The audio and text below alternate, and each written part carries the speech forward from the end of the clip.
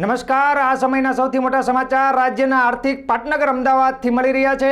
અમદાવાદની જાણીતી અને પ્રતિષ્ઠિત શાળાઓને આજે વહેલી સવારથી ઈમેલ દ્વારા બોમ્બથી ઉડાવી દેવાની ધમકી મળતા સમગ્ર શહેરમાં હડકંપ મચી ગયો છે।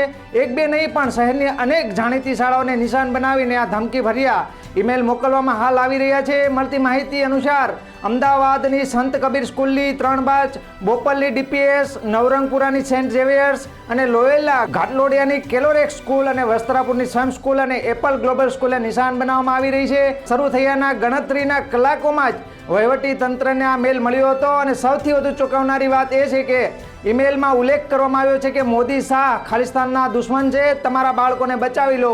આ ધમકી બાદ તંત્રમાં દોડધામ મચી ગઈ છે। ઘટનાની ગંભીરતાને જોતા તાત્કાલિક અસરથી પોલીસનો કાફલો, બોમ્બ સ્ક્વોડ અને ક્રાઇમ બ્રાન્ચની ટીમો તમામ શાળાઓ પર પહોંચી ગઈ હતી અને સાવચેતીના ભાગરૂપે શાળાઓએ વાલીઓને મેસેજ કરીને તાત્કાલિક બાળકોને ઘરે લઈ જવા માટે જાણ કરી હતી, જેના કારણે શાળાઓની બહાર વાલીઓના ટોળા અને અફરાતફરીના દ્રશ્યો જોવા મળ્યા હતા। શું માત્ર અફવા છે કે કોઈ મોટું ષડયંત્ર? સાયબર ક્રાઇમની ટીમ ઈમેલના આઈપી એડ્રેસ ટ્રેસ કરી રહી છે। અત્યારે તમામ શાળાઓમાં સર્ચ ઓપરેશન હાલ ચાલુ છે। તમામ વાલીઓને વિનંતી છે કે આ અફવાઓથી દૂર રહે અને પોલીસને સહકાર આપે।